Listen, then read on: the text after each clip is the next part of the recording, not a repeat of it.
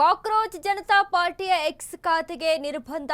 ಭಾರತದಲ್ಲಿ ಕಾಕ್ರೋಚ್ ಜನತಾ ಪಕ್ಷದ ಎಕ್ಸ್ ಖಾತೆಗೆ ಬ್ರೇಕ್ ಬಿದ್ದಿದೆ.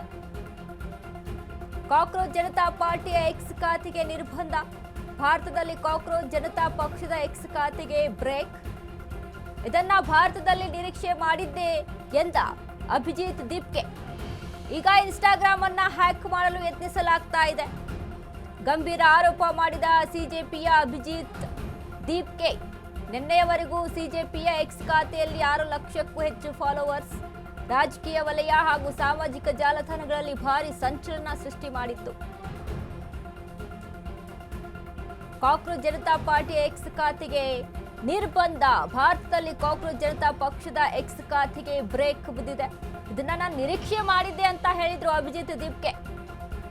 ಭಾರತದಲ್ಲಿ ಇದನ್ನ ನಾನು ಎಕ್ಸ್ಪೆಕ್ಟ್ ಮಾಡಿದೆ. ಈಗ ಇನ್ಸ್ಟಾಗ್ರಾಮ್ ಅನ್ನು ಕೂಡ ಹ್ಯಾಕ್ ಮಾಡಲು ಯತ್ನಿಸಲಾಗ್ತಾ ಇದೆ. ಗಂಭೀರ ಆರೋಪ ಮಾಡಿದ ಸಿಜೆಪಿಯ ಅಭಿಜಿತ್ ದೀಪ್ಗೆ.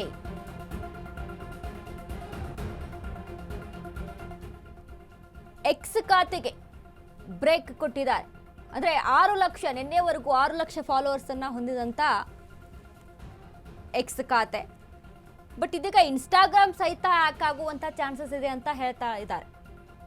ಎಸ್ ನೋಡಿ, ಸೋಷಿಯಲ್ ಮೀಡಿಯಾದಲ್ಲಿ ಎಷ್ಟು ಮಟ್ಟಿಗೆ ಟ್ರೆಂಡ್ ಸೃಷ್ಟಿ ಮಾಡ್ತಾ ಇದೆ ಅಂತ ಅಂದ್ರೆ ಇದು ಅಂದ್ರೆ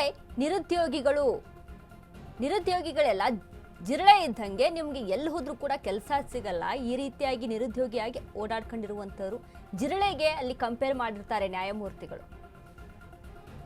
ಈ ಒಂದು ವಿಚಾರಕ್ಕೆ ಸವಾಲಿನ ಮೇರೆಗೆ ಉದ್ಭವ ಆದಂತ ಪಾರ್ಟಿ ಇದು. ಯುವಕರೊಂದಿಗೆ, ನಿರುದ್ಯೋಗಿ ಯುವಕರಿಂದ ಉದ್ಭವ ಆದಂತ ಪಾರ್ಟಿ ಕಾಕ್ರೋಚ್ ಪಕ್ಷ.